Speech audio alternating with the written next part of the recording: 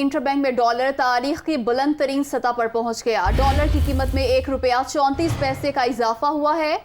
206 रुपये 50 पैसे पर ट्रेड कर रहा है। नई हुकूमत में डॉलर 23 रुपये 57 पैसे महंगा हो चुका, जबकि ओपन मार्केट में डॉलर 207 रुपये 50 पैसे पर फरोख्त हो रहा है। डॉलर महंगा होने से कर्जों के बोझ में 2030 अरब रुपये इजाफा हुआ है। जी बिल्कुल, इंटरबैंक में डॉलर तारीख की बुलंद तरीन सतह पर पहुंच गया है। डॉलर की कीमत में ₹1.34 इजाफा 206 रुपये 50 पैसे पर ट्रेड हो रहा है।